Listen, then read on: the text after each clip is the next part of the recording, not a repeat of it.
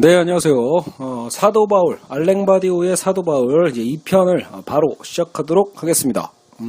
1편에 이어서 바로 녹음을 하고 있는 거고요. 그냥 그 사이에 오늘 아침도 못 먹고 수업을 하느라 배고파가지고요. 잠깐 토스트 하나 먹었습니다. 네, 어쨌든 저희가 이제 4장까지 진행을 했는데요. 이제 5장부터는 이제 주체의 분열, 또 6장 죽음과 부활의 반변증법 이런 식으로 시작을 하고 있습니다.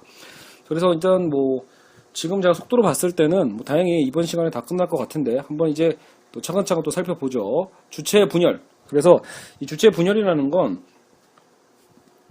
사도 바울은 육체와 영을 이제 두 개로 갈라서 생각하고 있다는 거예요. 하나의 주체란 육체와 영이라는 두 갈래 길을 결국 하나로 엮은 거. 그게 하나의 주체다라는 거죠. 그래서 우리는 육체와 영이라는 분열적 개념을 이해하고 있어야 돼요. 주체화하는 사유 속에서 사유되는 것이 실제라면 육체에 속한 생각은 죽음입니다. 그러나 영에 속한 생각은 생명입니다. 라고 이제 바울도 얘기했었거든요. 그래서 육체에 속한 생각은 죽음, 영에 속한 생각은 생명이라는 거고 말할 수 있다. 따라서 그리스도교적인 주체의 본질은 사건에 충실함으로써 사유 속에서 모든 주체에 영향을 미치는 두 가지 길로의 분열이라고 할 수 있다. 그리스 담론에서는 사유가 진정한 실제로 판명되잖아요. 근데 그리스도라는 사건은 이를 헛되다고 비판할 수 있어요. 그러니까 그러니까 이 영과 사유 방식을 좀 다르게 지금 바우디는 약간 구분을 하고 있다. 여러분들 그러니까 즉 플라톤의 어떤 이데아 개념을 아시는 분들은 이해하시겠지만 좀 닮았잖아요. 플라톤도 이분법이고 그 이데아의 세계는 뭔가 사유에 대한 얘기를 할 수 있으니까요. 사유와 어떤 그러니까 어떤 그 구분을 이분법적으로 하고 있는데 저도 용어적으로는 큰 차이는 없지만 의미적으로는 지금 뭔가 구분을 하고 있거든요. 그래서 그리스 담론에서는 사유가 진정한 실제다라고 표현을 하죠. 이제 아마도 플라톤식으로 얘기한다면요, 이데아의 세계가 진짜다 이거잖아요. 그게 실체다라고 표현한다면 그리스도라는 사건에서는 그거는 헛되다라고 보는 거예요. 그래서 실제는 모든 자리들의 찌꺼기에 불과하다. 실제라는 건 실제로 그게 없다라는 거. 사유가 실제다 이런 게 아니라는 거예요. 알겠죠? 그래서 모든 자리들의 찢기에 불과하다. 그래서 여기 바울의 그 고린도전서에도 이렇게 나오죠. 우리는 이 세상의 쓰레기처럼 되고 이제까지 만물의 찌꺼기처럼 되었습니다. 이런 표현이 있어요. 자, 그래서 유대 담론에서는 실제는 또 율법에 기반해서 제시가 되는데 이 역시 바울의 그리스도라는 사건과는 다르다라고 봐요. 사건은 율법에 이질적이고 규정들 위로 넘쳐흐르는 순수한 법람으로 표현된다. 율법이랑 다르다는 거죠. 율법에 이질적이어서 규정에 갇혀있는 게 아니라 규정들 위로 넘쳐흐르는 법람이다. 이렇게 표현하는 거예요. 개념도 의뢰도 없는 그저 주어지는 은총. 그죠? 따라서 설교의 어리석음, 순수 사건은 자연이라는 전체와도 문자라는 정언 명령과도 화해할 수 없는 거다. 여기서 자연이라는 건 결국은 그리스도에서 나오는 이거 피지스죠. 그래서 어떤 그런 자연이라는 어떤 실체와도 관계가 없고 또 문자라고 하는 어떤 예언적 개념에서의 유대 담론과도 화해할 수 없다라고 봅니다. 이 사건은요. 그래서 육체의 길과 영의 길로 분열된 주체와 달리 그리스도와 유대적 주체들은 민족적이고 완전한 주체를 영구히 유지하려 하기에 차이가 있다라고 바디우는 얘기를 합니다. 그래서 원래 그리스도교적으로 봤을 때는 이 육체의 길과 영의 길에 대한 어떤 분열된 주체 개념은 사실 어떤 하나됨이 아니더라고 보는 건데 그리스와 유대교적 주체는 민족적, 결국은 걔네가 추구하고자 하는 게 이들이 원하는 주체라는 건 결과적으로 민족적이거나 완전한 주체를 또 영구히 유지하려고 하는 그런 개념을 갖고 있다는 거예요. 그래서 그 특유의 수로들로 어떤 계보학이나 기원, 영토 등등을 이제 추구하면서 그들의 사유를 정착해 갔다라고 볼 수 있죠. 근데 결국은 바울의 길은 어떻게 보면 이런 계보학, 기원, 영토 이런 것들을 거부하는 것들이거든요. 그건 결국 이제 그건 다 구분짓기니까 일종의. 유대인들은 표징들을 찾고 기적들을 요청하며 또 그리스인들은 지혜를 찾고 질문을 던지는데 그리스도인들은 뭐를 거부하죠? 이런 기적과 지혜를 거부하고 십자가에 못 박힌 그리스도를 선언한다라는 거예요. 그래서 유대인들의 그 요청, 그리스도인들의 지혜에 대한 질문, 그리고 그리스도인들의 선언, 곧 이 세 담론의 고유한 언어의 어떤 모습으로 표현 가능한데요. 근데 이렇게 표징을 구하는 것에 응하거나 지혜에 응하는 관계들은 결국은 지배와 복종의 관계를 불러온다고 해서 역시 바디오는 공격을 또 합니다. 그쵸? 그러니까 아니 누가 기적을 요청해. 그 요청을 들어주는 사람이 갑이 되잖아요. 그죠? 지혜도 마찬가지죠. 지혜를 찾는 거에 대해서 답한다는 건 지혜를 주는 자가 갑이 되는 거잖아요. 결국은 그런 갑을 관계, 지배와 복종의 관계를 불러서는 안 된다라고 보는 거예요. 결국은 그런 관계가 아니라 아무런 예언이나 조건 없는 선언이 필요하다는 거죠. 지배의 논리에서 벗어나는 거. 이 가운데서 선언하는 자들은 아들의 위치로 자리매김할 수 있고 이는 결국 그리스도가 아들이라는 상징과도 연결이 된다. 또 이런 표현도 쓰고 있어요. 철학이 제자로서의 주체라면 선언은 아들로서의 주체다. 그래서 모든 사건 이후의 그 보편성이라는 건 아버지들의 특수성을 물러나게 하고 아들들을 평등하게 한다. 여러분 이 보편성 이후에 찾아오는 건 결국은 평등이죠. 모두가 똑같은 거니까요. 보편적으로 받아들일 수 있는 거니까요.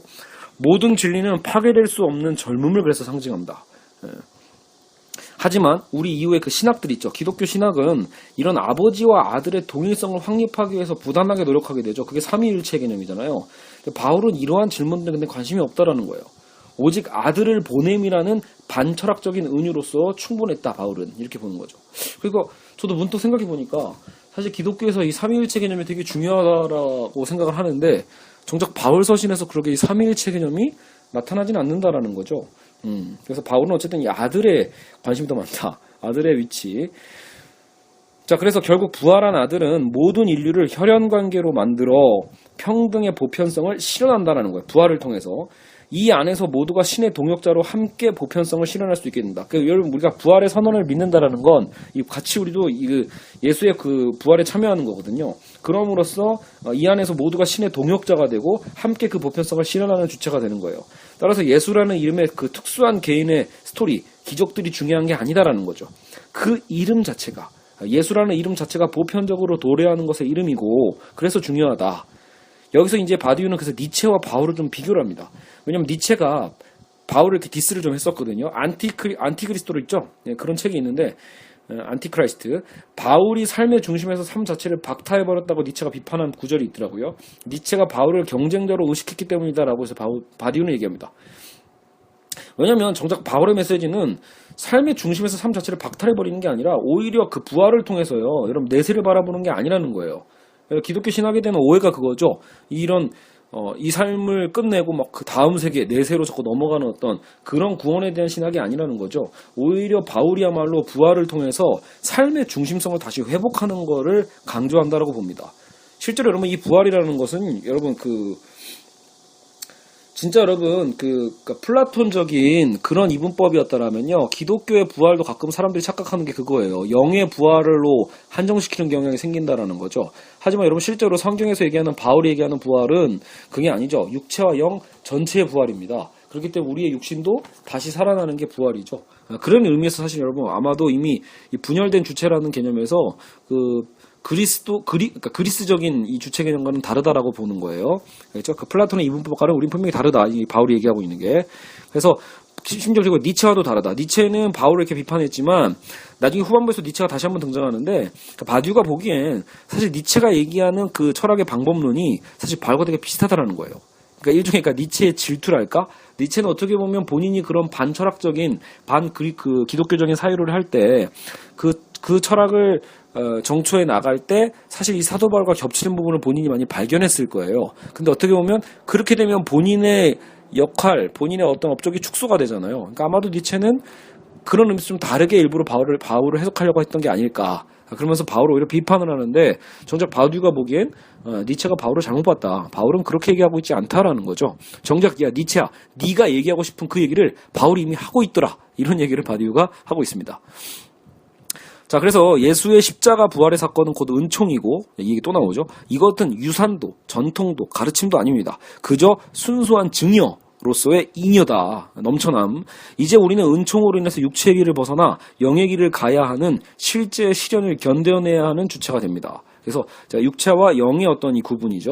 그래서 육체의 길을 벗어나서 우리는 영의 길을 가야 된다. 새로운 시대의 주체라는 건 몸모가 아니라 몸모임이라고 할 수 있는데 즉 육체의 길이 아닌 영의 길이라고 볼 수 있죠. 그래서 폐쇄적인 특수성인 율법에 대한 해체의 선언을 하는 것이 육체의 길을 벗어난다는 선언이고 우리가 영의 길을 간다라는 건 결국은 은총이라는 사건에 의해 열린 과정의 주체들이 견뎌내야 하는 충실한 그 수고의 의미가 결국은 은총이다라고 볼 수 있고 그게 영의 길이라고 할 수 있죠. 그러니까 플라톤적인 영이 아닙니다, 여러분. 이거 구분 잘 하실 필요가 있어요. 자, 그러면 여섯 번째. 왜냐면 잠깐만. 제가 이 플라톤 얘기 자꾸 왜 하냐면 제가 대학교 때 그 철학사 공부를 조금 이제 학교 수업을 들을 때 플라톤의 이 개념을 처음 들었을 때 제가 바로 느꼈던 게 기독교의 어떤 이 천국의 개념이었거든요. 그러니까 우리도 모르게 현실은 뭔가 죄악된 현실을 우리가 벗어나기 위해서 우리가 죽음 이후에 어쨌든 천국, 천당을 우리가 꿈꾸잖아요. 그런 이분법적인 사유가 사실은 플라톤 철학의 영향을 받은 거죠. 그러니까 저는 그때 오히려 막 야, 이런 고대 유명한 철학자의 사유 안에 기독교적인 사유와 연결이 되네. 역시 기독교는 타당해. 이런 식으로 저는 대학교 때는 그렇게 생각을 했었거든요. 근데 지금 생각해보니까 이게 중세 철학 자체가, 결국 이 중세 신학 자체가 어떻게 보면 이 플라톤의 이원론의 영향을 받았다고 하거든요. 그 신플라톤주의. 그러니까 지금 생각해보면 오히려 신학의 왜곡일 수도 있다라는 생각이 드는 거죠. 그러니까 진짜 사실은 얘기하는 건 여러분, 천국과 그 지금 우리 현실의 삶은 그렇게 이분법적으로 구분되는 삶이 아니다라는 거예요. 여러분, 기독교가 그렇게 유치하지 않습니다. 예, 이게 예전에 그런 전도법으로 통용됐을지 모르겠지만 딱 천국과 지옥의 이분법을 나누고 현실의 어떤 이 삶에 대한 죄의 어떤 세대와 그 천국의 어떤 삶을 나누면서 지금의 모든 것들은 나중에 다 내세에 우리가 다 용서받을 거고 내세에 다 상급을 받을 거고 이런 개념으로 너무 유치하게 이분법적으로만 해석할 수는 없다라는 겁니다. 알겠죠? 천국은 사실 지금 도래하고 있는 걸 수도 있다고 충분히 얘기할 수 있는 거죠.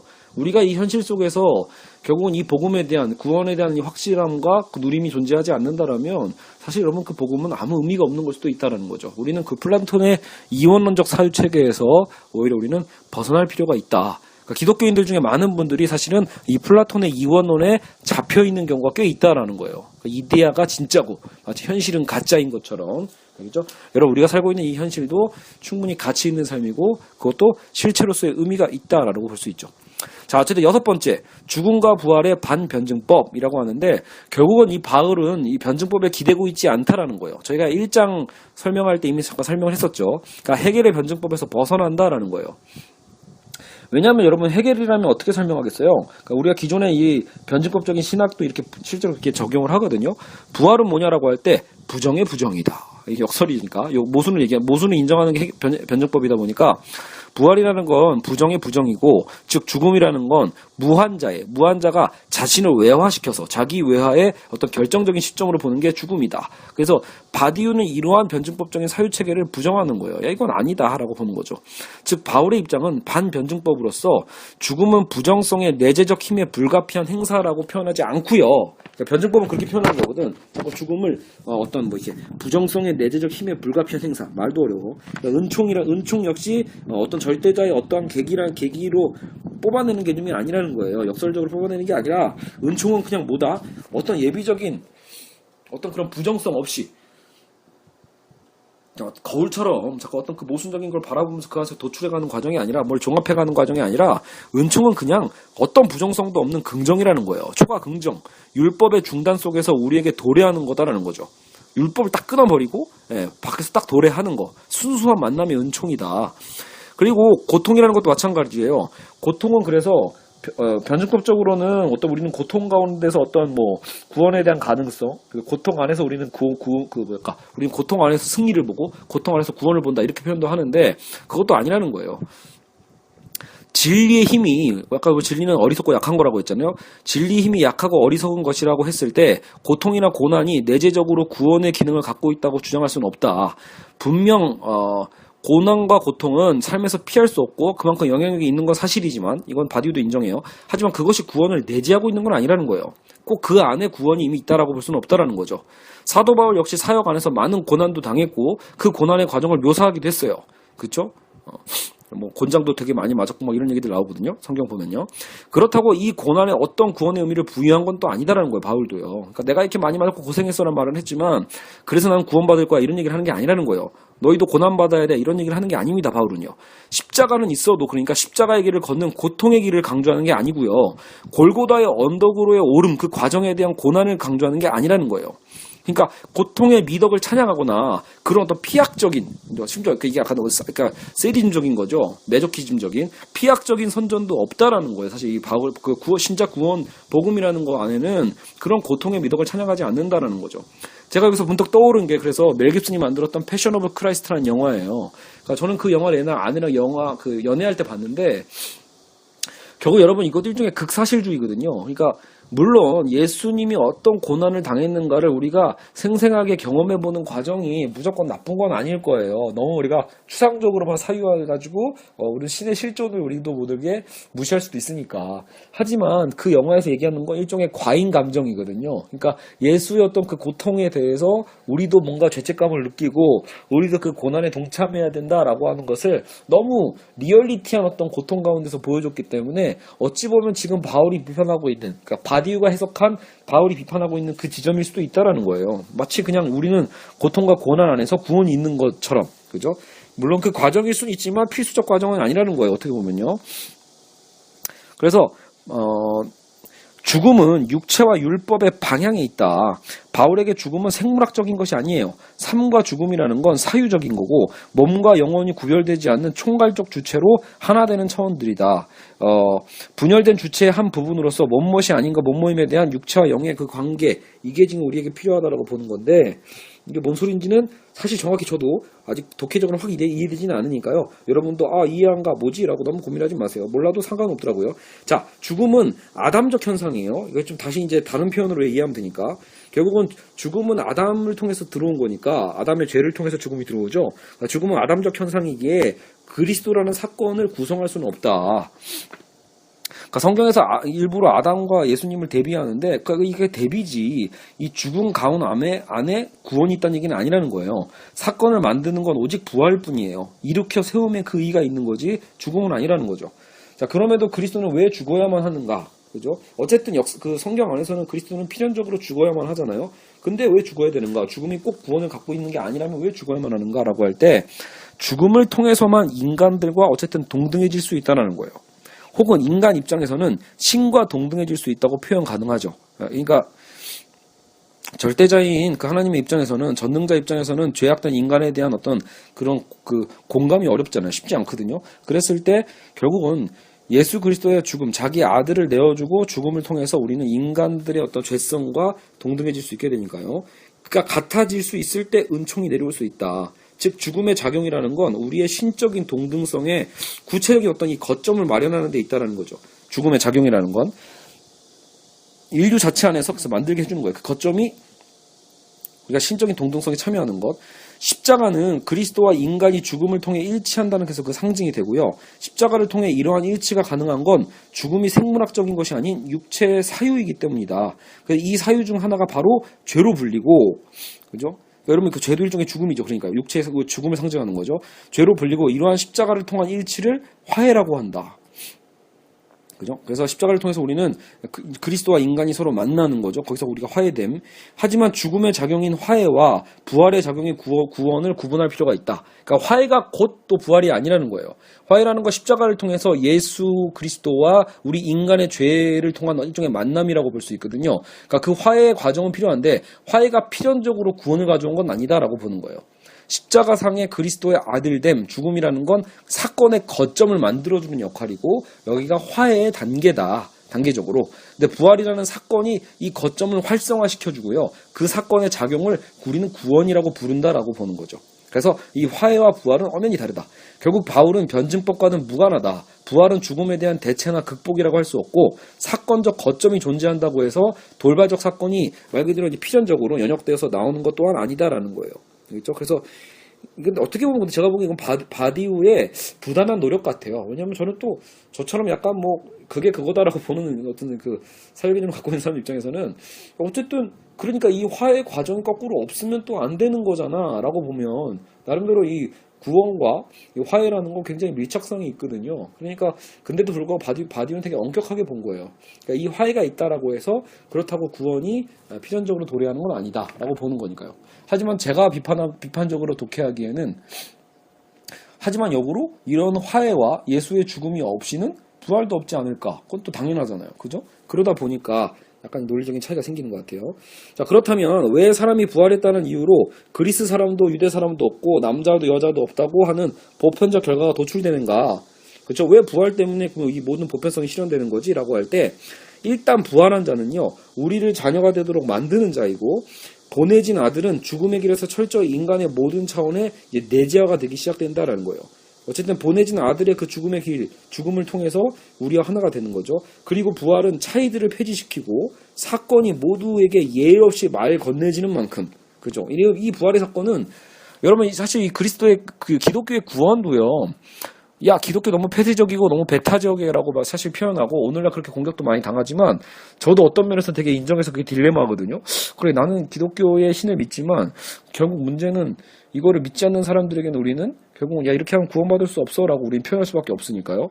하지만 또 생각해보면 여러분 결국 기독교의 길을 이 부활 사건을 믿는 것에 대해서는 아무 조건이 없거든요. 실제로 진짜 공짜예요. 여러분 꼭 야, 교회 다니면 헌금 내야 되잖아. 이렇게까지 여러분 반박하실 수도 있겠지만 그것도 아닙니다, 여러분. 사실 헌금이라는 것도 그렇게 필요한 부분이 아니니까요.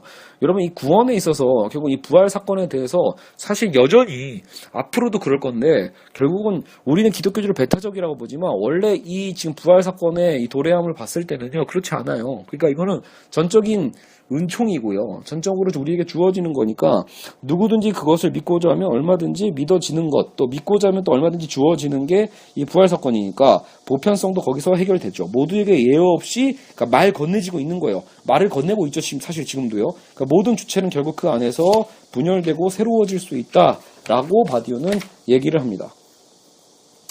자, 여하튼 저는 지금 여러분을 전도하려고 이 강의를 하고 있는 건 아니니까, 그렇죠? 제가 여기서 여러분 믿으세요라고 얘기할 수는 없죠. 그래서 여러분 모태신앙인 저조차도요, 여러분 계속 의심돼요. 그러면서 내가 믿고 있는 이 하나님이 정말로 살아 계시나? 라고 하는 것도 있고, 또 문제는 그럼에도 불구하고 내가 이 인생을 왜 계속 살아야 되는 거지? 삶에 대한 질문도 계속 던져지는 거니까요. 여러분 어쨌든 너무 마치 어떤 광신자 집단, 어떤 종교성이라고 얘기할 때 그렇게 생각하실 필요는 또 없습니다, 여러분. 알겠죠? 물론 보수적 신학 계열에서는 이런 것도 지금 바디오의 이런 주장 자체도 터무니없다고 얘기할 것이고, 이건 자유주의 신학의 위험성이야라고도 표현하겠지만, 역으로 여러분 조금 더 우리가 개방적 사유로 우리가 신앙생활을 해본다라고 생각했을 때 열린 관점으로 다 이런 학자들의 어떤 주장을 받아들일 필요가 있거든요. 숙고해보고 필요한 것들은 챙기고, 이 안에서 그러면 어떤 것들은 우리가 타협하지 않아야 될까, 이런 고민도 해보는 이 과정에서 더 예리한, 우리가 얘기하는 이 진리라는 것도 더 예리한 면모를 갖게 될 수 있잖아요. 그러니까 이런 것들 결코 무의미하지 않다. 알겠죠? 꼭 우리가 칼뱅의 기독교 강요와 어떤 루터의 어떤 사상만을 우리가 받아들일 필요는 없다라는 거예요. 칼뱅과 루터도 결국은 인간이고 결국은 나중에 신학자에 불과할 수도 있잖아요. 종교개혁가라고 해서 그게 올해 500년이 됐다고 해서 칼뱅이 꼭 여러분 성경이 정론이 되는 건 아니에요. 그죠? 그러니까 우리가 지금 이 시대에서 얘기하고 있는 이 성경의 메시지를 어떻게 볼 것인가, 이 시대의 바울을 우리가 어떻게 다시 재사유할 것인가는 굉장히 중요하다. 알겠죠? 우리 기독교인들도, 기존 기독교인들도 항상 깨어있을 필요가 있고 항상 더 고민하고 고뇌할 필요가 있다라고 볼 수 있죠. 자, 어쨌든 7장 봅시다. 율법에 맞선 바울. 그래서 바울의 가르침에 있어서 아래 두 가지는 그의 세상을 대표하는 것처럼 보여진다라고 해서 우리도 일상적으로 첫 번째, 우리를 구원하는 건 믿음이지 행위가 아니다. 여러분 이거 이신층의 논쟁인데 결국 믿음이냐 어떤 행위냐 이거 갖고 많이 논쟁이 있거든요. 근데 일단 바울하면 떠오르는 것 중에 하나가 이 믿음이에요. 그래서 믿음이 중요하지 행위가 중요한 게 아니다라는 그 논쟁이 있고, 두 번째, 우리는 더 이상 율법 하에 있지 않고 은총 아래에 있다. 율법이 아닌 은총 아래에 있다. 라는 거죠. 그러면 믿음도 결국은 은총 아닌고 행위가 결국 율법 아닌가 해서 이게 연결해서 같은 말처럼 보이지만 언어이 좀 다른 말이에요. 어쨌든요. 그러니까 주체의 선택으로 본다면 여기서 네 가지 개념이 결국 등장을 하는데, 이 두 가지 개념에서, 그러니까 무슨 말이냐면 믿음으로 행위라고 했으니까 믿음과 행위라는 단어가 있고요. 또 우리는 은총이라는 단어가 있으니까 율법과 은총이 또 이렇게 배치가 되죠. 그래서 믿음, 행위, 은총, 율법, 이 네 가지 개념을 바디오가 뽑아내는데, 분열된 주체 중에 우리 그 육체의 주체라는 건 율법과 행위와 연관성이 있고요. 우리 영이라는 건 은총과 믿음과 관련이 돼요. 그래서 이렇게 구분이 되는 건 사실이다. 근데 율법이 죽음 쪽으로 관계되는 이유는 뭐냐? 왜 우리는 율법을 지금 부정하고 있잖아요. 그 율법이 죽음 쪽에서 왜 하필 죽음 쪽으로 관련되냐라고 할 때, 거꾸로 은총은 뭐예요? 율법과 달리 은총의 보편적인 말 건냄처럼 순수한 확신이나 믿음으로 주체화되는 것을 율법은 방해하는 역할을 하거든요. 오히려 구원을 객관화하려고 하고 구원을 그리스도와 연결하지 못하게 방해하는 게 율법의 역할이기도 합니다. 자, 우리가 믿는 하나님이 오직 한 분뿐이라고 할 때 하나의 신만 있다는 것은 유일신을 의미하죠. 여기서 그러면 하나라는 건 모두에 대해 있다라는 뜻입니다. 그러니까 여러분 이게 보통 이제 철학에서는 일자라고 표현하는데 하나의 신만 있다라는 건 유일신 의미하고 일자. 이 일자 개념이라는 일자가 존재하려면 결국은 이 일자는 모두에 대해서 그러해야 되죠. 누구에게만 그러한 유일신이라면 그건 의미가 없어요. 그게 지금 유대교의 한계죠. 결국은요. 유대 이스라엘의 한계이기도 합니다. 그래서 예외가 없어야 된다라는 거예요. 보편론. 즉 일자는 철학적 사변에 기대서는 안 되고요. 하나의 말건냄의 구조에 기반해야 된다. 이 말건냄이란 말이 계속 나올 거예요. 그래서 이 복음에 대한 구원에 대한 선포와 선언에 대한 것들이 우리 모두에게 말건냄의 구조로 기반해야 된다. 그 말건냄이죠. 그가 말건내는 주체들에게 어떤 차이도 만들지 말고 모두에 대해 있을 때만 존재하는 보편성이다. 모든 이에게 말건내지 않는 일자는 사라지고 말 거다라고 보는 거예요. 그러니까 오늘날 여러분 기독교의 특권의식은 결국은 해체될 필요가 있다는 걸 우리는 자연스럽게 도출할 수 있게 됩니다. 그러니까 교회 다닌다고 해서 교회가 주장하는 모든 걸 다 옹호해서는 안 돼요. 오늘날 한국 기독교가 주장하고 있는 대표적인 것들이 폐쇄성이고 특수성이고 특권의식이거든요. 그런 특권의식을 갖고는 있으면 안 되죠. 그건 선민의식과 다를 바가 없다는 거예요. 구원의 보편성을 갖고 우리는 끊임없이 결국은 말건냄의 역할을 해야 되는 거지, 그걸 갖고 우리는 우리는 구원받았고 저들은 구원받지 않았어라고 구분지으라고 여러분 그 구원의 복음의 소식이 있는 게 아니다라는 거예요. 자, 어쨌든 한편 율법은 하나의 특수성이니까 차이를 만들어낼 만큼 일자의 작용이 될 수가 없죠. 일자는 모두에게 말 건네는 건데 율법이라는 건 특수한 분야에만 말을 건네는 거죠. 특수 범주에만 말을 건네는 게 율법이에요. 즉 그들만의 일자라는 시는 형용모순이다라고 저는 표현을 했어요. 제가 약간 말을 좀 바꿨죠. 자, 진리의 일반적 장치로서 일자와, 그래서 우리는 진리의 일반적 장치를 위해서 뭐가 필요하다? 일단 일자, 진짜 일자의 어떤 그 신이죠. 하나님이 필요하고, 보편자, 모든 사람이 또 필요하고요. 또 그것을 전달하는 개별자, 그리스도라는 사건이 필요하다. 그래서 일자와 보편자와 개별자가 진리의 일반적 장치다라는 표현을 썼어요. 한편 은총이야말로 부여할 만한 이유도 없이 모두에게 일어나는 것으로 율법과 반대가 됩니다.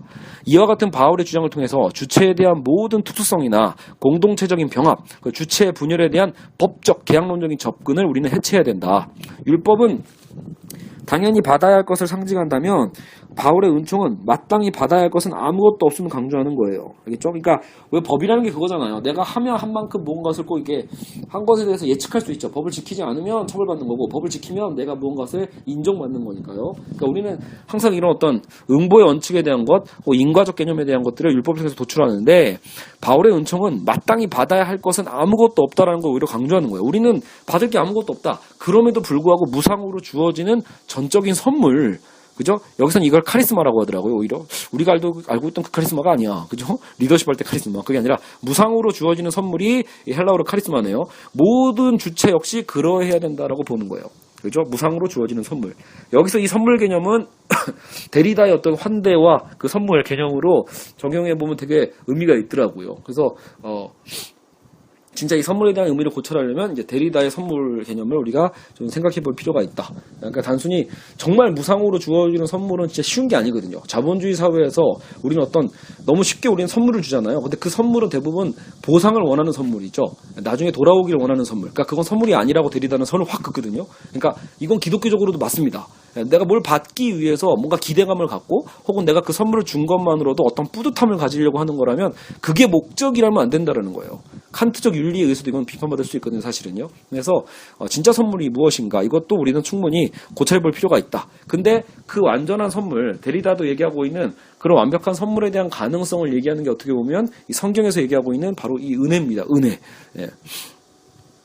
자, 어쨌든 바울이 이렇게 얘기해요. 거기에는 아무 차별이 없습니다. 모든 사람이 죄를 범하였습니다. 그래서 사람은, 모든 사람, 그러니까 보편론이죠. 모든 사람이 죄를 범하였으니까 차별이 없어요. 그래서 사람은 하나님의 영광에 못 미치는 처지에 놓였어요. 모두가요. 그러나 사람은 그리스도 예수 안에 있는 얻는 구원으로 말미암아 하나님의 은총으로 값없이 의롭다는 선고를 받았습니다. 누가요? 모두가요. 그죠? 그러니까 모두가 죄를 지었지만 또 모두가 은총으로 값없이 의롭다는 선고를 받았다. 자, 어쨌든 다양성, 율법이 수로적 다양성으로 전체의 각 부분을 한정리는 한계를 전제하는 반면에, 그러니까 어쨌든 여러분 율법이 가져다주는 다양성이라는 개념은 아까처럼 엄밀하게 보면 특수성, 이런 어떤 그런 계열짓기, 구분짓기라면 보편적 다양성이라는 건 자기 자신을 넘어서면서 보편성을 지탱하는 역할을 한다. 그래서 이 다양성은 보편성과 양립 가능하다. 바울이 부르는 은총이 사건 이유적인 다양성이 자체의 한계를 넘어서는 능력이다. 제가 말을 좀 언어 잘못 정리했네요. 여하튼 좀 이따 이 다양성 개념도 바울이 다시 얘기하니까 좀 넘어가고요. 자, 율법과 관련된 주체의 모티브가 그럼 왜 죄의 모티브냐? 죄와 율법은 무슨 관계냐라고 할 때 여기서 욕망이 나옵니다. 바로 욕망에 의해서다. 율법만이 욕망의 주체가 죽음의 위치를 차지하는데 충분한 자율성을 부여한다라는 거예요. 그러니까 율법이라는 게 어떤 수단이 된다? 욕망의 주체가 죽음의 위치를 차지하는 데 있어서 충분한 그 자율성을 부여한다. 즉 율법은요 욕망의 삶을 줘요. 욕망을 살아나게 만드는 게 율법이라는 거예요. 네. 여러분 무엇이 금지되니까 우리가 욕망하는 거 아시죠? 그러니까 뭔가 금지되어 있고 뭘 지켜야만 하기 때문에 우리는 그것을 하고 싶은 거예요. 네. 인간의 욕망이 그렇죠. 그래서 하지만 동시에 그 율법은 주체가 죽음 위에 다른 길에 들어갈 수 없게 만듭니다. 그러니까 근데 이 율법의 길은 결국은 죽음이거든요. 그러니까 우리 주체가 욕망해. 근데 그 욕망의 그 길의 끝이 결국은 죽음으로 인도하는 것도 율법이에요. 결국 그럼 죄라는 건 뭐냐라고 할 때 욕망 자체가 죄는 아니고요. 자율성으로서의 욕망의 삶이 죄다. 그러니까 죄가 욕망이 아니라 그 욕망이 어때요? 마구 표출되는 그러한 삶들 있잖아요. 그 삶에 대한 부분들이 죄가 된다는 거죠. 왜냐면 그게 또 죽음과 연결되니까 율법에 의해 고정되고 해방되는 욕망의 삶은 그러니까 여러분 근데 욕망이 해방된다라는 건 사실 좋은 게 아니에요. 물론 여기서 스피노자식의 철학이 아니니까 율법에 의해서 고정되면서 욕망이 막 분출하는 거죠. 그래서 그런 삶은 주체에서 이탈해서 무의식적인 자동성으로 완성이 돼요. 그래서 우리가 설령 여러분 율법에 의해서 이건 하지 말아야지라고 해서 우리가 욕망을 좀 벗어난다 칩시다. 네가 뭔가를 하지 말아야 돼. 하지만 우리는 그것도 무의식적으로 또 욕망한다고요. 이런 무의식적인 등장이에요. 무의식적인 자동성으로 우리는 욕망이 돼요. 그래서 율법의 금지를 통해서 욕망은 오히려 무의식적인 죄의 삶을 더 끌어올게 된다. 알겠죠? 그것에 의해서 욕망의 중심에서 우리는 죽음 쪽으로 건너간다라고 보는 거예요. 알겠죠? 그래서 욕망과 죽음에 대한 율법과 죽음에 대한 어떤 연관성을 바디우는 이렇게 살짝 얘기를 합니다. 주체의 분열이 율법에 더 이상 의지하지 않으면서 보편적 진리의 주체가 될 수 있는 방법은 무엇인가? 라고 할 때 부활은 믿음의 이름 아래 주체가 스스로 판별하도록 해야 한다라고 보는 겁니다. 자, 그래서 이제 여기서부터 이제 바디우가요 마지막까지 이제 정리라는 문구를 씁니다. 그래서 정리 1이라고 하는데 아까 일자 개념이 한번 나와요. 일자는 모두에 대해 있고 율법이 아니라 사건으로부터 유래한다라고 해서 이게 첫 번째 정리라고 쓰여져 있어요. 가장 기본적인 거죠. 그러니까 일자가 모두에 대해 있어야 보편적인 거니까 그러면서도 이 사건으로부터 유래해야 돼요. 어떤 논리적 연관성이 아니라 딱 도래하는 거죠. 그리고 정리 2.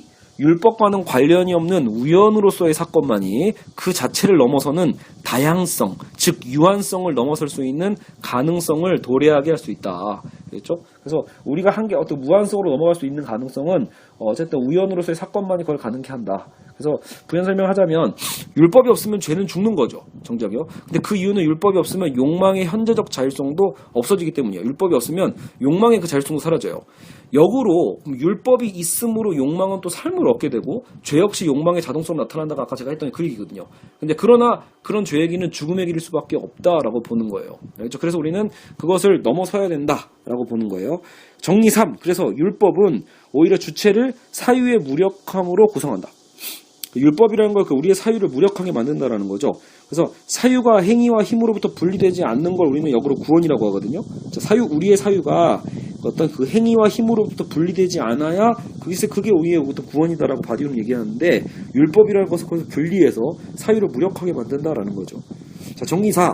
구원의 문자 또는 진리 공정을 위한 문자적 형태는 존재하지 않는다. 그래서 우리 아까 문자적으로 논쟁한다거나 아까처럼 그게 이제 유대 담론에 대한 초월이기도 하죠. 탈문자와 은종의 필요성이 있다. 뭔가 언어적으로 해석학적으로 우리가 접근하려고 해서는 안 된다라고 하는 거예요. 그래서 갑자기 이 7장부터 이 정리 1, 2, 3, 4로 쭉 등장을 하고요. 이제 8장부터도 이제 정리가 계속해서 이제 등장을 해요. 자, 8장 보편적 힘으로서의 사랑. 자, 이제 율법에 맞선 바울을 넘어서서 자, 율법을 우리가 비판을 했죠. 율법은 곧 죽음이고 욕망에 대한 자동성을 만들어내고 무의식적인 욕망도 만들어내니까요. 근데 이제 우리는 보편적 힘으로서의 사랑이라는 이제 대안을 이제 바디우가 도출하기 시작합니다. 그래서 그리스도라는 사건은 율법을 패하고 부활을 통해 죽음 밖으로 주체를 옮겨 놓습니다. 예. 죽음 어때요? 이제 아까 율법에서 우리는 죽을 수밖에 없었는데 이 사건을 통해서 사건이 딱 등장. 영웅과 같죠. 딱 이런 사건 역사성을 찍고 들어와서 율법을 폐해버리고 부활을 통해서 죽음 바깥으로 우리를 옮겨 놓습니다. 이전에는 욕망의 자동적 삶에 의해 주체가 죽음의 위치를 점하고 있었는데 이제는 부활이 오히려 삶의 어떤 영역으로 바뀐 거예요. 그리스도의 부활은 곧 우리의 부활이죠. 자, 바울은 이렇게 얘기해요. 이제 살고 있는 건 내가 아닙니다. 그리스도께서 내 안에 살고 계십니다. 갈라디아서 2장 20절. 우리는 이제 문자를 넘어서는 법, 영의 법의 실존을 그래서 이제 구분해야 됩니다. 바울이 계명의 거룩함 또한 강조했듯이 율법은 완전히 폐기되는 게 아니라는 거죠. 그래서 여러분 여기서 이건 제가 봐도 바디우적 해석이에요. 그러니까 성경에서도 분명치는 않은데 왜냐면 이런 모순적 표현이 나오거든요. 첫 번째, 그리스도는 율법의 끝이다. 그래서 율법을 폐하기 위해서 예수가 왔다라는 표현이 있거든요. 근데 거꾸로 두 번째, 사랑은 율법의 완성이다. 거꾸로 어떻게 보면 그러니까 이거죠. 율법을 또 완성하기 위해서 왔다는 표현도 쓴단 말이에요. 율법을 완전히 폐하려는 게 아니라 사실은 또 예수님은 율법을 완성하기 위해 왔다. 그죠? 이렇게 표현을 합니다. 성경 말씀은 이걸로 나왔겠네요. 율법을 폐하기 위해 왔다. 이런 얘기는 없네요. 참 죄송해요, 여러분. 성경에는 율법을 폐하기 위해 왔다 이건 없고 율법을 완성하기 위해 왔다가 나와요. 하지만 지금 우리가 내용의 맥락을 보세요. 바울의 맥락을 보면 율법에 대한 비판을 계속 주장하고 있잖아요. 그렇죠? 그러니까 결국 그리스도는 율법을 끝내는 거 아닌가? 라고 보고 근데 사랑이 율법을 완성한다가 된단 말이에요. 자, 그래서 우리는 첫 번째 율법을 그리스도 사건을 통해서 일단 폐합시다. 그러니까 첫 번째 율법은 그리스도의 이 사건을 통해서 아까 그게 유대 담론이죠. 유대 담론의 율법은 완전히 벗어나야 돼요. 그러나 거기서 시작되는 사랑이 사랑이라는 새로운 법을 완성시켜낸다라고 보시면 됩니다. 그러니까 이 법은 우리가 알고 있는 그런 우리를 옥죄는 율법이 아니라 사랑이라는 법이죠. 알겠죠? 즉, 이 전자와 후자를 구분해서 후자의 사랑의 법은 믿음과 선언된 확신이라는 조건 속에서 사랑은 문자적이지 않은 법으로 명명하고 문자적이지 않죠. 이 사랑은요. 충실한 주체에 경고함을 주고 사건 이유적인 진리를 세계 속에서 실행하는 역할이다. 말은 참 되게 어렵게 하지만 멋있긴 해요. 그러니까 우리가 진리를 선언했잖아요. 그러니까 진리를 선언하고 확고하게 믿는 그 충실성이 있는 게 믿음이거든요. 믿음. 근데 여기서 사랑이 결국은 나서서 이 사건 이유적인 진리를 세계 속에서 실현해 가야 돼요. 실현해 가는 것. 그죠? 율법의 완성, 사랑의 완성이죠. 여기서 정리 5번째가 나옵니다. 주체는 진리의 보편적인 말건냄을 문자적이지 않은 법으로 삼는다.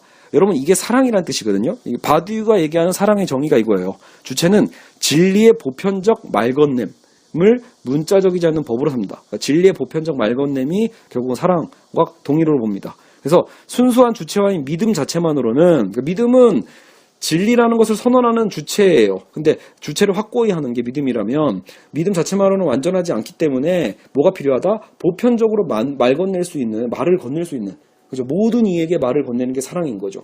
그래서 사유로서의 주체가 사건의 은총을 부여받는 것을 우리는 주체화라고 해요. 이걸 믿음과 확신. 자, 사유로서의 주체가 여러분 이 부분이 제일 중요한 정의예요. 믿음, 소망, 사랑 여기서 등장하니까. 사유로서의 주체가 사건의 은총을 부여받는 그 과정까지 있죠. 거기서 우리는 그걸 주체화라고 하는데 이 주체화는 곧 믿음과 확신이라고도 불려요. 그죠? 그러니까 믿음에 의해서 우리는 그것을 우리가 되는 거죠. 우리가 주체가 되는 거니까요.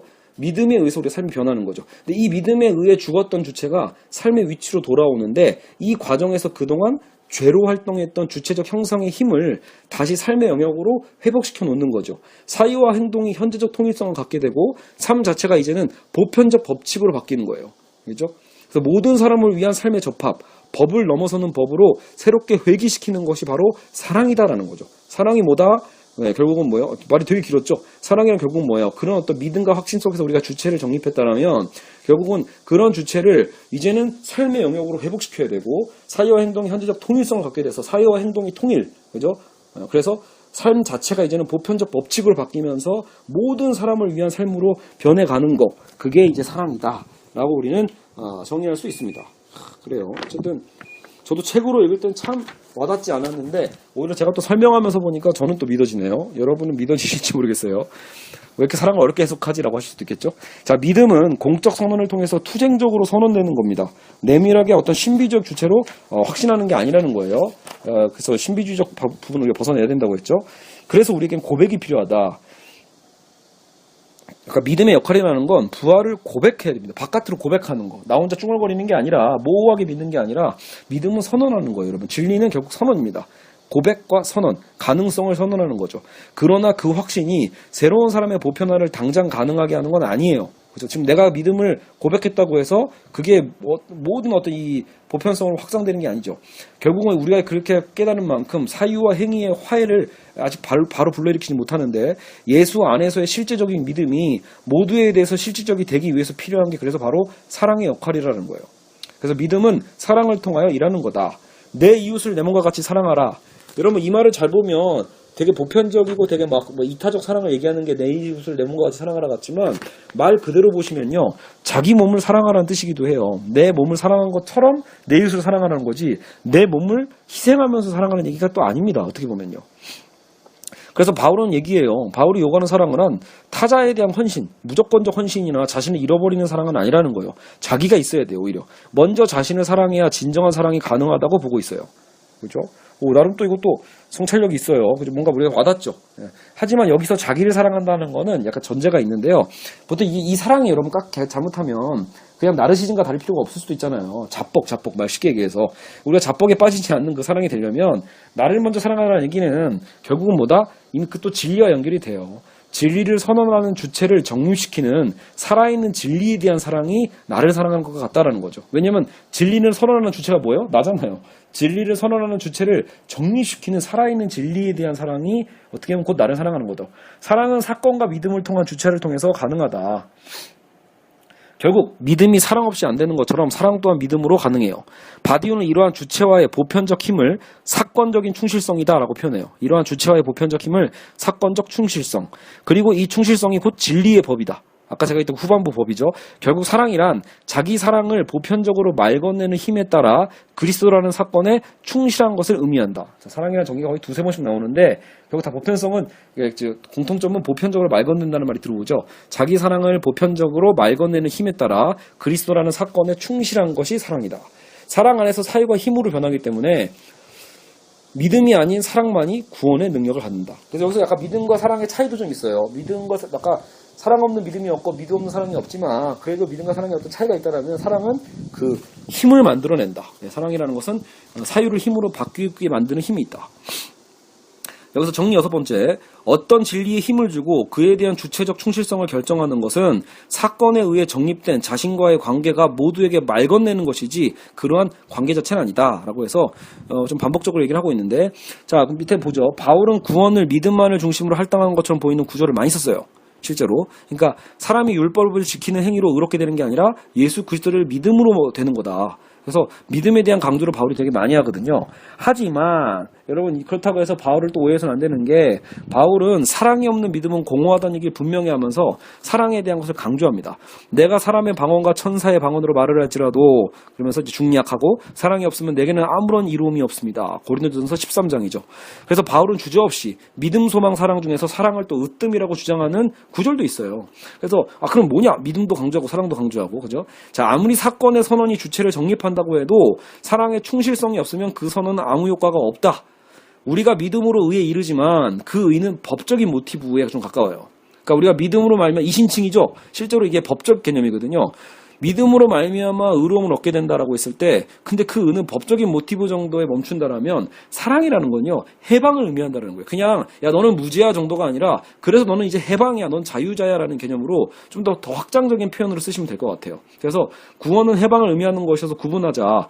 주체가 해방의 공간을 의미한다라면 사랑은 이 해방 자체를 실행한다라고 보는 거라는 거죠. 우리가 믿음을 통해서 의에 이룬다라는 건 우리가 해방의 어떤 가능성, 공간에 대한 확보라면 사랑은 이 해방을 누리게 해준다. 자, 바울 입장에서 모든 주체를 주체와 꿋꿋함의 접합이라고 보았을 때 즉각적 구원은 없다는 의미를 갖는다. 자, 그래서 여러분 그러니까 이 부분이 되게 사실 중요한 게 왜 신이론에 대한 논쟁들이 되게 많아요, 원래는요. 그러니까 믿음이 먼저냐, 행함이 먼저냐 갖고, 제 기독교의 어떤 분파도 갈리거든요. 믿음이 더 중요할까, 행함이 더 중요할까, 행함을 통해서 믿음이 오는 걸까, 믿음을 통해서 행함이 오는 걸까, 이런 이분법적인 어떤 논쟁이 되게 많았는데, 오늘 바디우는 어떻게 보면 그것을 좀 가로지르는 셈이에요. 그러니까 믿음에 대한 중요성을 강조하면서도요, 결국은 여기 그 최소한 육체적 행함은 아니라는 거예요. 제 말은 아까 그 율법이죠. 유대 율법식의 방식으로 행함을 하는 거라면 그건 아무 관련이 없어요, 사실은요.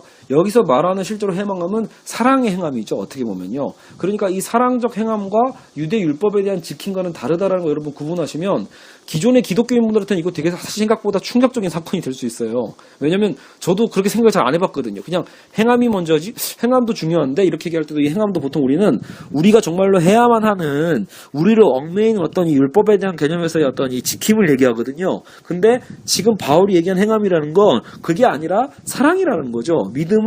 아까 믿음이 확보해낸 그런 우리 의롭게 됨에 대한 해방의 공간에 불을 지르는 것 같아요. 그러니까 더 자유의 날개를 달아주는, 해방을 실현하고 그 해방을 실천하는, 있죠? 그런 개념에서의 사랑, 그 행함이 될 수 있죠.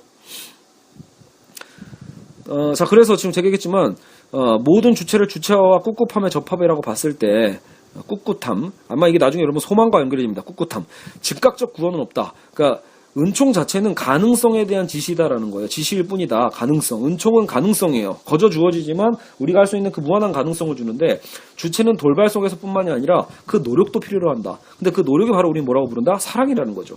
진리의 힘은 진리의 보편성과 동일한데, 이 보편성의 주체적 형태는 사랑의 이름 아래 그리스 사람이든 유대 사람이든 남자든 여자든 자연이든 노예든, 뭐야 이것도 오타가 있네요. 어쨌든 모든 사람에게 끊임없이 말 건네지는 거, 이게 결국 사랑이다라는 겁니다. 알겠죠?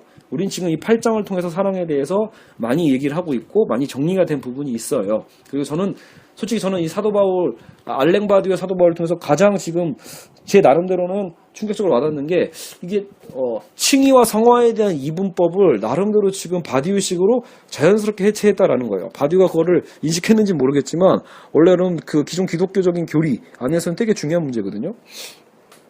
자, 어쨌든 자, 정리 7번이 나오면서 이제 9장으로 자연스럽게 넘어가는데, 진리의 주체적 과정은 그러한 진리에 대한 사랑과 동일한 것이다.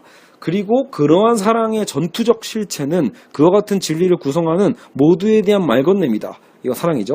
보편주의의 물질성은 모든 진리의 전투적 차원이다. 라고 해서 정리 7번이 됐어요. 자, 이제 9번, 49번째 희망으로 갑시다. 희망.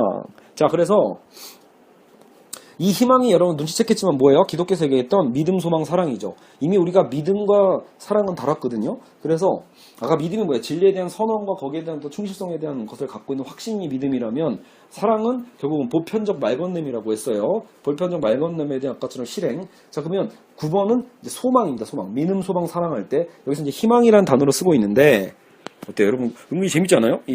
우리가 기존에 갖고 있던 알고 있던 믿음, 소망, 사랑이라는 것을 또 다른 단어로 또 이해하고 또 다르게 정의하는 과정들이 또 상당히 흥미롭게 진행되고 있어요. 자, 앞에서 믿음과 사랑의 관계를 살펴보았다면 희망은 무엇인가? 라고 해서 질문을 던지고 있어요. 바디우는요. 바울은 희망을 지속에 대한 명령. 자, 여기서 지속성 체크. 희망을 지속에 대한 명령, 끈기와 끈질김의 원칙으로 특징 짓는다. 자, 이미 결과 나왔죠. 소망이라는 건 뭐냐라고 할 때 그냥 무턱대고 앞으로는 잘 될 거야, 뭐 이런 개념에 대한 그게 아니라 지속성에 대한 그 명령과 끈기와 끈질김의 원칙으로 특징을 짓는 게 소망이라는 거예요. 희망은 주체적 과정의 지속과 관련된 주체성이다. 지속성과 관련돼 있어요. 자, 믿음이란 뭐였죠? 원래 아까 참된 것에 대한 우리의 열림이었어요. 받아들이고 선언하는 거. 사랑은 그러한 여정을 보편화하는 실질적인 어떤 실천이었다면, 희망은 그러한 여정 안에서의 확고부동함이라는 것을 준칙으로 삼고 있는 거예요. 그렇죠? 굉장히 중요한 거예요. 확고부동함. 이게 없으면 여러분 무너질 수 있거든요. 예. 이 소망이 없으면 여러분 무너집니다. 기독교의 삶이라는 게 실제로 그래요. 이 소망 없이, 지금 현실에 대한 것만 생각하면서 살아가는 게 아니라 이것이 앞으로도 그럴 거다라는 이 확고부동함이 되게 필요합니다. 자, 여기서 심판과 보상의 이미지를 주의하자라고 해서 바디오는요, 그래서 내가 뭘 한 만큼 받을 거야 라고 하는 아까 율법적 개념이죠. 그러니까 교회들은 실제로 여러분 한국 교회들은 어때요? 심판론에 익숙하단 말이에요. 너 죄 지었으니까 지옥 갈 거고, 너 착한 일 했으니까 나중에 보상받을 거야. 이런 보상에 대한 논리로서 여러분 희망을 이해해서는 안 됩니다. 알겠죠? 정작 신앙의 대중성은 여기서 생겨났지만 아이러니하게도요. 그죠? 이게 기복신앙이라고 하죠. 내가 신에게 뭘 바치면 뭘 받을 거야, 이런 개념처럼 내가 착한 일하면 뭔가 받겠지? 이런 보상의 측면으로 해석하면 안 된다라는 거예요. 여러분, 보상이라는 건 결국은 바디우가 보기에는 분배의 논리와 다를 바가 없어요. 그죠? 악한 자는 처벌받을 것이라는 생각에서 지옥이 천국보다 전략적으로 더 자주 활용되어 왔단 말이에요. 이 인류의 기독교는요. 공포 전략이죠. 너 잘못하면 지옥 갈 거야, 이런 거요. 자, 근데 이건 바울이 원하는 게 아니에요. 여러분, 실제로 바울은 지옥에 대한 얘기를 하지 않죠. 바울의 선교 대상은요. 그러니까 여러분 이런 거 있잖아요. 보통 기독교가 어떤 설교 주로 실수를 많이 해요. 믿지 않는 자들은 다 멸망할 거다. 그러다 보니까 이런 설교 안에 뭐가 들어있죠? 지금 믿지 않는 사람들에 대한 저주가 포함되어 있죠. 그리고 믿지 않는 국가와 민족들에 대한 저주가 포함되어 있어요. 하지만 여러분 이걸 거꾸로 생각하자라는 거예요. 바울은 그렇게 생각하지 않았다라는 거죠. 바울이 원한 건 뭐예요? 그 믿지 않는 모든 대상을 결국 선교 대상으로 삼은 거예요. 믿지 않는 모든 대상에게 진리를 선언하고 그 진리에 대한 참여를 같이 요청한 게 바울이란 말이에요. 그러니까 이거는 구분 짓는 거의 문제가 아닌 거죠. 보편성으로 생각할 필요가 있다라는 거예요. 따라서 희망의 내용이 특정 대상에게만 해당되는 게 아니고 모두에게 제시되고 결국 환난은 인내는 품격은 희망을 낳는 거다. 이것도 유명한 구절이죠. 희망이라는 주체적 차원은 극복되는 그 시련이다. 근데 그러니까 여러분 여기서 희망은 제일 마지막에 지금 등장했잖아요. 환난은 인내를 낳고 인내는 어떤 우리의 품격을 낳고 품격은 우리에게 희망을 낳는다라고 해서 희망을 거슬러 올라가면 환난이 있단 말이에요. 그러니까 희망이라는 주체적 차원은 이미 극복된 시련을 말하는 거고 그 희망을 갖고 시련을 이겨내는 도구는 아니라는 거예요. 알겠죠? 나 이만 갖고 이 시련 이겨내자 앞으로 잘해보자 이런 게 아니라 어떻게 보면 이미 일어난 극복된 시련을 말한다. 희망은 시련을 이겨내는 그래서 충실성이 된다라는 거죠. 이미 우리가 신이 우리에게 허락한 어떤 이 소망에 대한 부분이에요. 이미 완성된 시련을 관통하는 사랑의 끈기이지 결코 그래서 보상이나 벌로 연결해서는 안 된다. 이렇게 하면 잘 될 거고 이렇게 하면 안 될 거야가 아니라 사실 우리가 갖고 있는 건 우리가 할 수 있는 건 사실은 뭐예요? 그러니까 믿음과 사랑에 대한 것을 갖고 결국 우리가 소망하는 거죠. 자, 한 사람의 의로운 행위로 말미암아 모든 사람의 의인으로 판정받을 것입니다. 라고 로마서 5장 19절은 얘기합니다. 모든 사람이 구원받는 것이기에 우리는 이 싸움에서 복수나 원한을 등장시킬 수 없습니다. 저는 이게 너무 마음에 드는 것 같아요. 이 바디우의 이 성찰은 어마어마한 거예요. 그러니까 복수나 원한이 아니다. 바울이 얘기한 건 복수 원한이 아니라 모든 사람에 대한 구원에 대한 얘기를 하고 있다는 거죠. 바울은 보편적 구원에 대한 얘기를 하고 있는데 왜 오늘 현실 기독교는 그쵸 비판적이고 분열적인 메시지를 전하냐라는 거예요. 그쵸?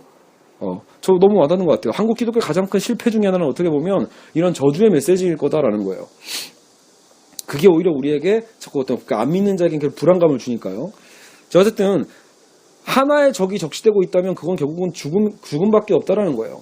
굳이 만약에 하나의 적을 삼자라면 바울은 유일하게 얘기하는 게 죽음이거든요. 결국 희망 속에서 관건이 되는 정의란 죽음의 죽음이다. 죽음을 죽이는 거죠. 어떻게 보면요. 자, 정리 8 정리하자면 자, 자체의 지속이라는 명령과 관련해 주체는 그를 구성하는 사건의 일어남이 보편적이며 따라서 그에게 실질적으로 관여한다는 사실을 통해 자신을 지탱할 수 있다. 개별성은 보편성이 존재하는 한에서만 존재한다. 그렇지 않다면 진리를 벗어난 특수자만이 존재할 수 있을 뿐이다. 자, 그래서 정리 8과 함께 자연스럽게 10장이 시작됩니다. 즉 보편성과 차이들의 횡단, 보편성 그리고 차이들의 횡단. 그래서 이제 우리 사도 바울 텍스트의 거의 마지막까지 왔는데요. 이런 결국 믿음과 소망, 사랑 다 살펴봤잖아요. 그리고 나서 그러면 사도 바울은 이제 오늘날과 연결이 될 텐데 이런 차이들에 대해서는 어떻게 생각했냐라는 거죠.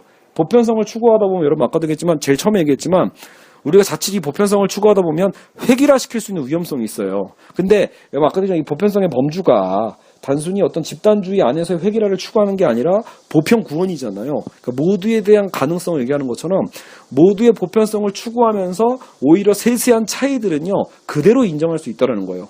혹은 그 차이 갖고 우리가 반목하고 싸울 필요도 없다고 얘기하는 게 바울이에요. 야, 그거 갖고 싸우지 마. 할례 갖고 싸우지 마. 인종 갖고 싸우지 마. 남자와 여성이라는 성 갖고 싸우지 마. 중요한 건 우리 모두가 하나님의 신 앞에서 우리는 진리의 선언을 들었고 부활의 소식을 들었고 죽음을 이겨낼 수 있다라는 거야. 라고 해서 결국 보편적인 구원에 대한 소식에 대해서 우리는 사랑의 행위를 통해서 보편적으로 말 건네는 가능성을 지금도 열어두고 있고요. 그리고 그것은 이미 이 시련은 극복되었다라는 소망을 갖고 나아가는 거죠. 네. 자, 그래서 한번 다시 볼게요. 바울이 보편성을 강조하다 하여도 실제적으로 그리스인이나 유대인이 따로 존재하는 거 그 자체는 사실이죠. 바울이 모두가 하나 되자라고 하는 게 아니잖아요. 어떻게 보면요. 그러니까 유대인은 그리스를 받아들여라. 그리스는 유대를 받아들여라. 이게 아니죠. 그러니까 그런 다툼에 대해서 바울은 오히려 인정을 합니다. 그냥 그 차이로요.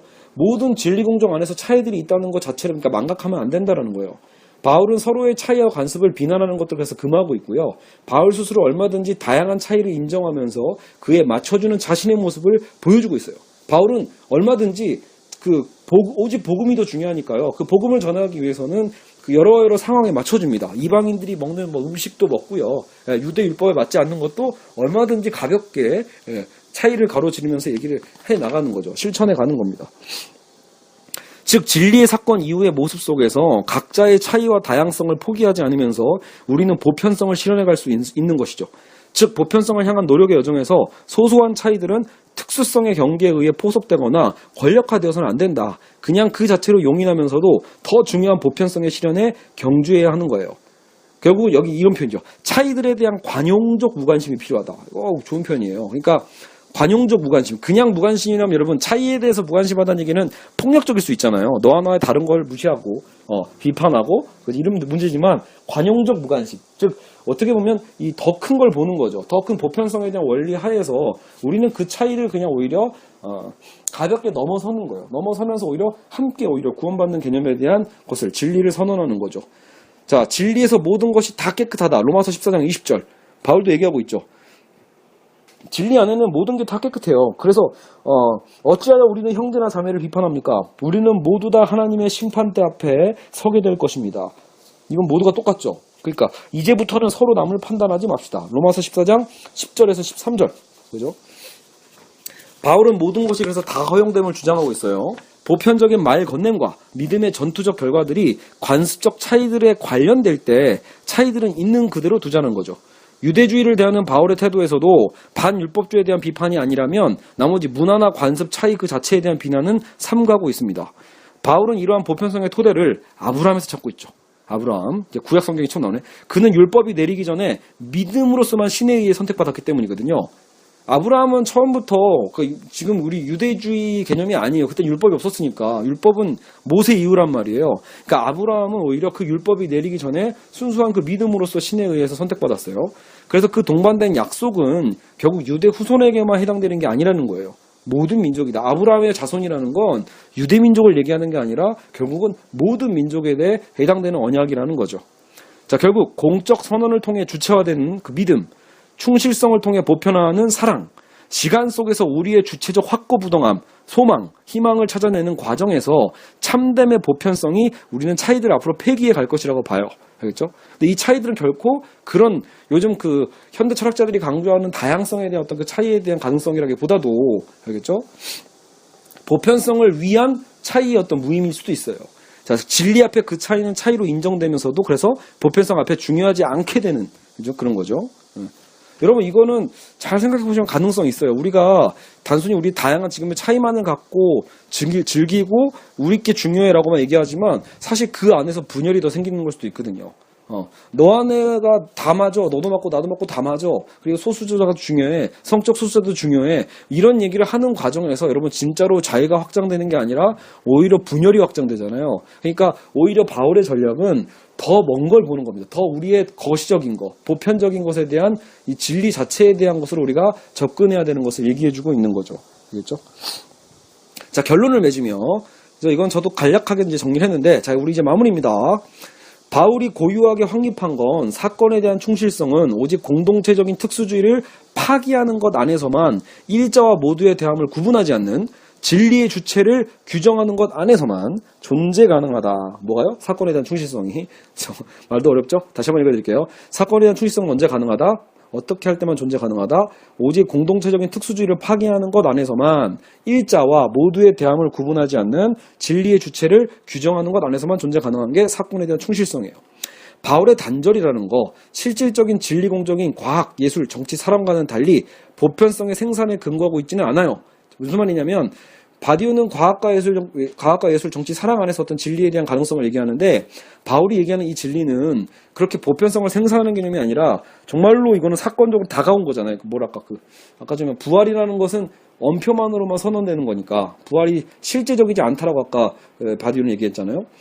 어쨌든 바디우는 그래서 바울은 어떻게 보면 그 언표적 개념에서 부활이라는 것을 선언했지만 그 영향력을 어마어마하게 미쳤다는 점에서 충분히 가치가 있는 사람이라는 거죠.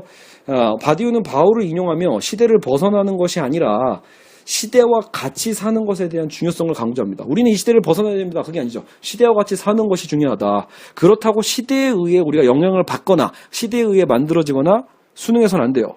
주체가 갖는 믿음의 명령 아래 변화되는 건 시대가 아닌 자기 자신이 변화해야 된다는 거죠. 그죠? 그리고 이 변화의 열쇠는 바로 사유 속에 있다. 바울은 비수능적인 사유가 시대 속에서 얼마든지 사유 가능함을 주장하는데 그것이 바로 주체인 셈이다. 그래서 이 사유 가능성을 우리는 포기해서는 안 된다는 거죠. 수능이 아니라 그죠? 보편성을 주장하는 주체로서 말이죠. 자, 그리고 바디우는 말한다.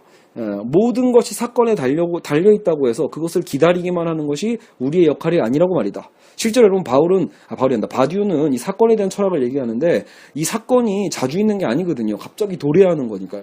근데 그렇다고 해서 이 사건을 우리가 내내 기다리기만 할 것이냐? 그게 아니죠. 이미 그 사건은 벌어진 것들이 많이 있거든요.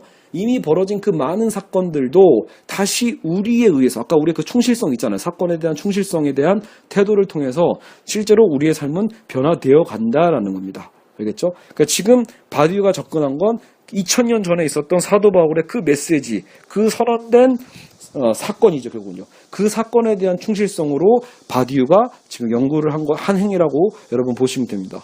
그래서 이 바디우의 재해석을 통해서 다시 그 진리에 대한 힘과 그 파워가 우리에게 전달된다고 볼 수 있겠죠.